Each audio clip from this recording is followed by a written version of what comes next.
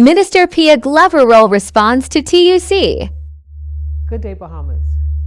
The decision by the Trade Union Congress to withdraw from the Labor Day parade and the narrative they've chosen to build around it is disappointing, misleading, and not reflective of the truth that workers in this country deserve. When misinformation is presented as truth, especially by those entrusted to represent working people, we must respond with the facts. So here are the facts. The Davis administration has prioritized labor issues from day one because we believe in the dignity of work and the rights of working people. We've signed over 55 industrial agreements, which is more than any administration in recent history, delivering salary increases and improved benefits for tens of thousands of workers. Many of the agreements we've signed represent reignited negotiations that were long abandoned until the Davis administration came into office.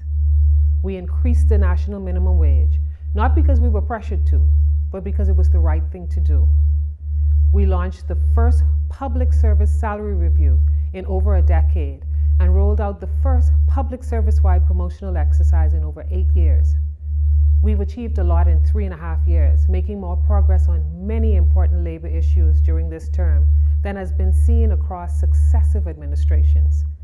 So when the leadership of the TUC suggests that this administration is failing workers, I must ask, where was this level of outrage when significantly less was being done in years prior?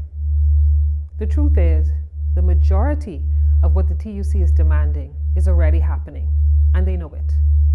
They know it because they've been present in the room. They've helped shape the labor legislative reform that's being finalized right now. In fact, the entire reform process, which was launched in July 2024, is built on their own recommendations. They sat at the table, they gave input, they attended our symposium just last week and said they were pleased with the draft. So what has changed between today and last week? We've been working through the Memorandum of Understanding, line by line, issue by issue. Some of their requests have been expedited. However, there are practical issues hindering the fulfillment of some of the changes they are pushing for. For example, another request made by the TUC is for the government to unionize private employers like Bahama and Grand Lucayan. But unionization is not something governments can impose on organizations. The workers themselves must choose to unionize. Furthermore, Grand Lucayan was not even operational when purchased. However, the government was footing the entire payroll, and now that it's been sold, we're facilitating severance. This administration has taken action to correct the poor decisions made by our predecessors, and we will welcome the decision by workers at the resort to unionize should they see fit to do so. The TUC has demanded automatic agency shop. This is being discussed, but it hasn't been agreed to by stakeholders. This is not a solely government decision. These kind of decisions are a part of the tripartite process and must be made with the support of employers, unions, and government stakeholders. Several other demands, such as redefining wages, strengthening redundancy pay, requiring minimum rest periods, amending sections 26, 42, 46, and 47 of the Employment Act, and empowering conciliators are being addressed as part of our legislative reform process. We met with the TUC and other tripartite stakeholders on these topics last week with very positive feedback received throughout our discussions. Objectively speaking, there's no denying we've made substantial progress on our labor agenda. This has been acknowledged by all major stakeholder groups, including the TUC. The facts pointing toward our progress speak for themselves.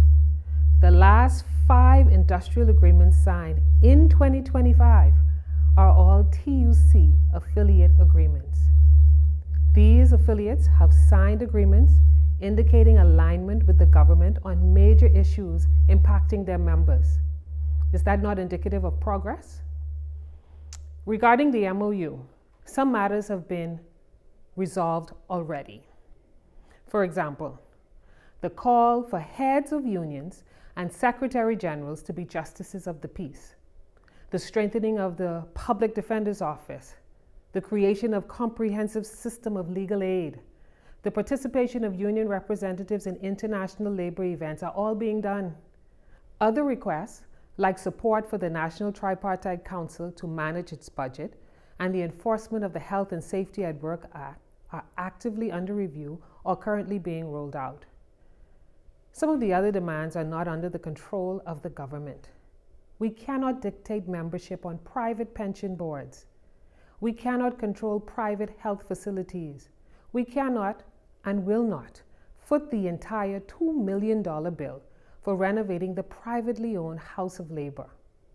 We have committed to assist, but unions collect dues and they must also have skin in the game.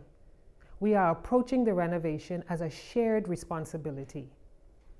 In light of the above, and in light of the TUC's withdrawal from the Labor Day parade, we must ask, will the TUC's representatives still travel to Geneva next week on a trip financed through the same government that its president denounced?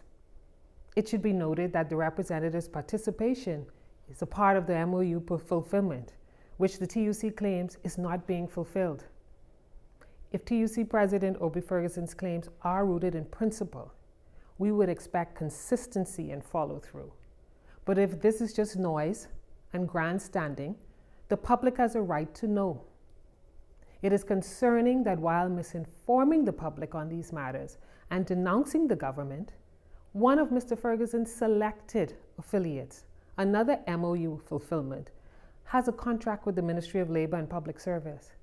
This person's job is to improve labor relations, yet he continues to use his platform to do the opposite. The Progressive Liberal Party has stood beside labor through better and worse since 1962. We support the right of the TUC to protest and have supported such actions before. However, we supported them because their marching was about principle. You don't have to agree with us, but if you intend to walk away from the national parade, from a day that belongs to workers, not parties, then have the decency to come to the negotiating table in good faith and make a decision based on the facts. The Davis administration has kept the door open as a matter of policy. Ultimately, regardless of our views, we must all come together in the name of progress if we truly support the advancement of labor in our nation. This administration will continue to do what it was elected to do, deliver for the Bahamian people. Labor Day is bigger than any union president or any administration. It's about workers. And this year, like every year in and out of government, the PLP will be there marching, not for applause, but for principle. Because the work continues and we will not be moved by games.